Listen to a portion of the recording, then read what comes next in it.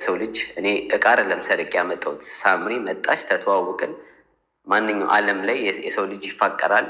ልቤም ሳምሪም ተሰድባ ችግር የለውም ይሁን ብዬ ቂምም ሳሊዝ ምንም ሳሊዝ በሰላም አብሬ ቤታቸው ገብቼ እሷንም አክብሬ ብዙ ነገር አሳልፌያለሁ። ስለዚህ ዝም ብዬ አይደለም እያወሩ ያለሁት፣ ሁሉ ነገር በተግባር አድርጌዋለሁ። እያስፈራራችም ነው እንደሰማሁት ከሆነ በጣም እያስፈራራሽ ነው።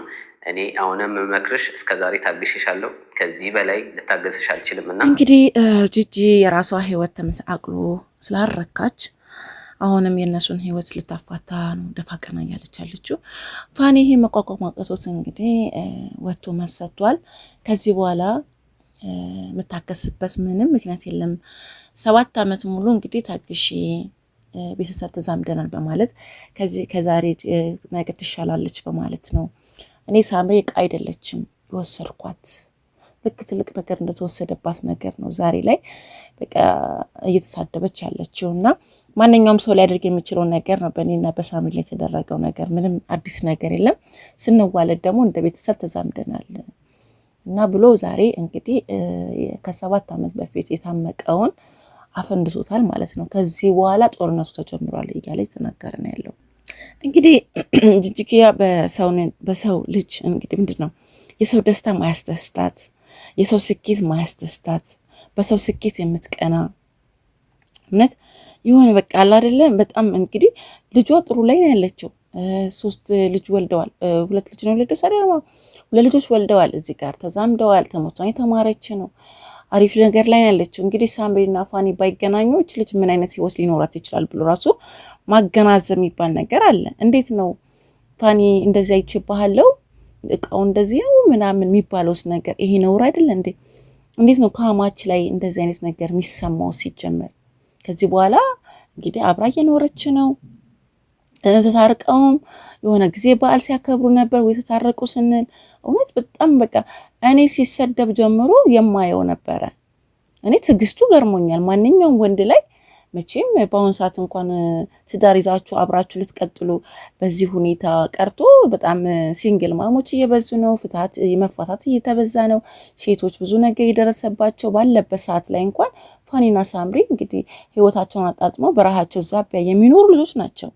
እንዴት ነው እናት በልጇ ላይ እንደዚህ ያህል ቀንታ ይህን ያህል ድረስ የልጇን ባል መሳደብ ድረስ የደረሰችው ነገር በጣም ትንሽ ያማል። ትንሽም አይባልም፣ ይሄ ያማል። አንዳንዴ መቀወስ ነው ያስብላል። እንዴ ፋኒ ምን አደረገ ከዚህ በላይ ማለት ነው? የተረጋጋ ልጅ ነው፣ አስተዋይ ነው። ወጥቶ እንኪ ሰላምታ እንኳን የማይል ሰው ነው። ግን ከአቅም በላይ ስትሆኑ የአንድ ሰው የሆነ ሰው ሀሳብ ወይ ደግሞ የሆነ ሰው ሚዲያ ላይ እናትና ልጅ ወይ ከተጣላ ፋኒ መነሳት አለበት እዛ ቦታ ላይ ማለት ነው። አንዴ ጭንቅላቱ እንደወጣ ነው ትሏለች፣ አንዴ እንደዚህ ገባ ነው። ይሄ አናታም ያልተማረ ልጅ እኮ የተማረች ነች እንዴ? የራስን ልጅ እና የሱም ቤተሰቦች እኮ ለልጃቸው እኮ ብዙ ለፍተው ዋጋ ከፍለው እዚህ ድረስ ያደረሱት። ትዕግስተኛ የሚሆነው እኮ ጥሩ ቤተሰብ ስላሳደገው ነው። ጥሩ ቤተሰብ ላይ ስለዋለ ነው። ይሄ ልጅ ትዕግስተኛ ሆኖ ቤተሰቦቹ ሁሉ እስኪሰደቡ ድረስ እዚህ ድረስ የደረሰበት ምክንያት ምንድነው? መልካም ልጅ ስለሆነ፣ የቤተሰብ አስተዳደግ መልካም ስለሆነ ነው እንጂ ማን ነው በዚህ ሰዓት ላይ ልጅሽን አግብቶ እንደፈለግሽ እየሰደብሽው ዝም ብሎ የሚታገስሽ ማን ነው? ወጥቶ ስላልተናገረ በጣም ከባድ ነው። እንግዲህ ከ7 ዓመት በኋላ ደግሞ አሁንም ተነስቶባት እየሰደበችው ነው ያለችው። ይህ ልጅ ታዲያ ምን ያድርግ? ትዕግስቱ ምንድነው? እስክሪብቶን ብሎ ይገነፍላል እኮ አይደል እንዴ? ስለዚህ በጣም በጣም በጣም የምታውቁታላችሁ። እናቱ የወለደችው የተባረከች እናት እንዳልኳችሁ ነው። እና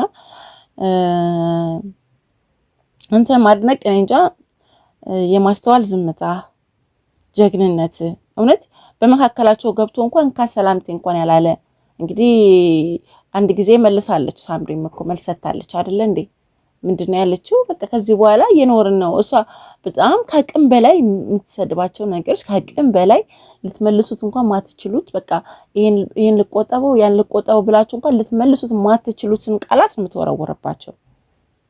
እውነት ብቻ ያሳዝናል። እንዴ ልጁ ምን ያድርግ? ጥሩ ባል ስለሆነ ለምን ጥሩ ባል ሆንክ? እንግዲህ ልጅ ትማራለች፣ እየተማረች ነው። እንግዲህ ባለው ነገር እቤት ቁጭ ብሎ ልጆቹን ያሳደገ እሷ እየተማረች ነው አሁን ያለችው። የነሱ ፍቅር የነሱ ደስታ አያስደስትሽም?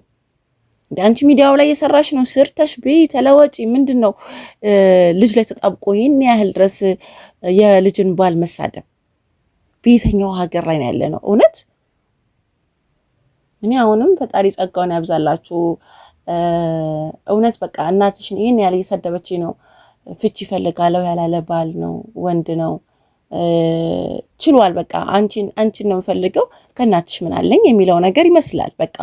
ምክንያቱም ምንም ብትለው እዛ ጋር ምንም ወረቀቱን ፈልጎ ነው አዲስ አበባ ሊሄድ ፈልጎ ነው ከልጅ የተጠጋት እያልሽ ስንት ነገር ስትዩ ነበረ። አይባልም።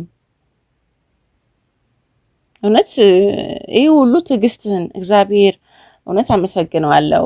ፋኔ አንተ መልካም ባል ብቻ ሳትሆን ለሳምሪ ባል እናትም ሁሉ ነገሯ ነው። ስትወልድ በጭንቀቷ እንትን ስትል በጭንቀቷ ሁሉ ነገር ላይ ቆመ ነው። የትኛዋ እናት ልጇ ስትወልድ ትታ ሆስፒታል እንደዛ የመጀመሪያ ምጥ ላይ ሆና እንደዛ የተሰቃየች አንተ ነህ ከጎኗ የነበርከው። እናቷ ነበረች እንዴ? እያየን ነው እንግዲህ ከእናንተ ከተገናኛችሁ ጀምራችሁ እስከ መውለድ ድረስ የደረሳችሁትን እንግዲህ በቪዲዮ የተከታተልን ነው። እስካሁን ድረስ አብረን የነበር ነው። ልንመሰክር የምንችለው ነገር ነው። ይህ ማይካድ ነው። ምክንያቱም ከጎና ስትወልድ እንደዛ ስታምጥ አብረህ ያማጥከው አንተ ነህ። ገንፎ እንኳን ሄዳ እንኳን ሳታገነፋ ቤተሰቦችን ጠይቀ ስታገነፋ የነበርከው አንተ ነህ። ታዲያ ምንድን ነው የምትፈልገው ከእናንተ ላይ? ምንድን ነው ይህን ያህል ያጣችበት መንገድ? እናትም እኮ ልጅም እኮ እናቷን ትረዳለች።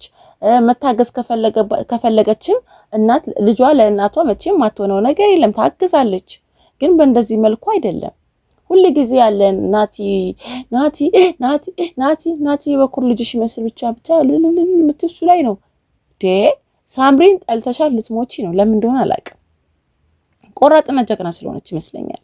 ያው ትንሽ ንዴትም አለባት። ልጇም በእናቷ የወጣችው ነገር አለ። ግን ቢሆንም እንደዚህ ድረስ ይሄ ምቀኝነት ነው፣ ትልቅ ምቀኝነት ነው። የሰው ህይወት ልጅ ላይ እናት በልጇ ላይ እንደዚህ ስትቀና በጣም ከባድ ነው። ጎረቤት እንኳን ቢሆን ያምራል። እናት ለልጇ እንደዚህ ትቀናለች? በሰው ባል ላይ ይሄ ጥሩ ባል ሆኖ ስለተገኘ ትቀናለች? በፈጣሪ ስም እውነት በጣም ልዩ ልጅ ነህ። ይህ አንደበትህ አስተዳደግህ እንደሚያሳይ ነው። አሳዳጊዎችህ ወላጆችህ ምን አይነት አሳዳጊ እንደሆኑ ነው የሚያሳየው። እና እድሜና ጤና ይስጥህ። ከዚህ በኋላ ብሏል እንግዲህ በህግ ሄዳለው፣ የህግ አገር ላይ ነው ያለሁት ብሏል። ከዚህ በኋላ ልትናገሪኝ አትችይም ብሏል። አንቺም ድድድድ እያልሽ ነው እንዲያደረገኝ ሄጄ አየሁት አጮልቄ ምናምን። ኧረ በስመ አብ! እንዴት ነው አጮልቀሽ የምታየው? እናት እንዴት ነው የልጇ እናት ሄዳ የምታየው እንደዚህ አይነት ጉዳይ ደፍሮኛል ብላ? በጣም ከባድ ነውና ያንተ ትዕግስት ከልክ ያለፈ ትዕግስት ነው እንደውም ያለክ። እውነት አሁንም ትዳራችሁን ይባርከው። እንግዲህ ማድረግ ያለብን አድርግ። ዝምታ ምንጊዜም ዝምታ ትንሽ ይከብዳል። ዝምታ ጥሩ አይደለም። ዝምታ አንዳንዴ ባለጌ ነው። የእውነት እንዴ እኛ እንደውም በቃ ግራ ተጋባን እኮ። ያንተ ዝምታ እንደውም ግራ አጋባን። እውነት ነው የሚያስመስለው እኮ እሷ በምትናገረው ነገር አንተ ዝም ባልክ ቁጥር እውነት ነው የሚያስመስለው። እንዴ ከባድ ነው። እኔ ስንት ዓመት ሙሉ ስከታተላችሁ ነበረ። 7 ዓመት ሙሉ እንግዲህ ከመጣ እንዳልኩ ነው ከገባህ ጀምሮ ስከታተለ ነበረ። እንግዲህ ያን ሰዓት ስደት ላይም ነበርኩኝ። እንግዲህ 7 ዓመት ሙሉ ይሄው እስካሁን ላይ ላለው ነገር ተከታትያለሁ፣ መልስ እስክሰጥ ድረስ ማለት ነው። እና ትዕግስታችሁ ጥረታችሁ እንግዲህ ስንት ተመላልሳችኋል አዲስ አበባ ላይ ራሱ አሁን ከመጣችሁ በኋላ ራሱ ስንት ተመላልሳችኋል። እሷ ገባች አልገባችም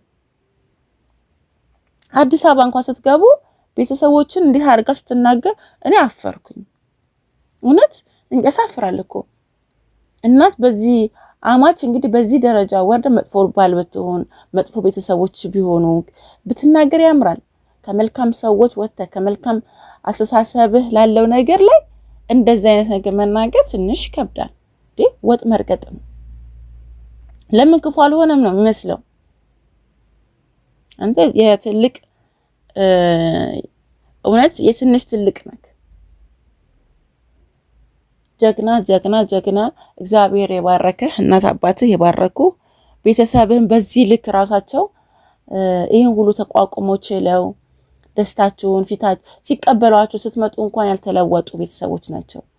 እንደዛ ሁሉ እየተባሉ እንኳን ምንም ሳይመስላቸው ህይወታቸውን፣ ኑሯቸውን፣ ቤታቸውን ብለው የሚኖሩ ሰዎች ናቸውና እግዚአብሔር ይባርክልክ። እግዚአብሔር እንግዲህ አሁንም እቺን ሶትዮ ከላይ ላይ ያንሳልክ ነው ምለው። ሌላ ምን እላለሁኝ? እኛ ለዝናብ 7 ዓመት ሙሉ ብሎ የሆነ ነገር ሲፈጠር ፋኒ ነው፣ የሆነ ነገር ሲፈጠር ፋኒ ነው። ፋኒ እንዲያርጎ ይሄ አናታም ያልተማረ ልጅ እንዲያደርጉ አይባልም። ልጅቷ እንግዲህ 26 ዓመቷ ነው። ከዚህ በለጠ ምን ልታደርጊያት ነው? ቀንድ ልታስበቂያት ነው ወይንስ ገና እኔ ባላልኳት መንገድ ስለሄደች አለቃትም ነው? ይሄ ከባድ ነገር ነው። ማይታሰብም ከባድ ነገር ነው እውነት። እግዚአብሔር እንግዲህ ሆነ። ሌላ ምን እላለሁ? ለማንኛውም ውዶቼ በጣም ከትዕግስት በላይ ሲያልፍ በጣም መናናቅ ይመጣልና እንኳን መልስ ሰጣት ነው ብለው። እናንተ እንዴት ነው ያያችሁት? እውነት ፋኒ መታገሱ ይሄ ሁሉ ነገር ለሌላ ሰው አስተማሪ አይሆንም?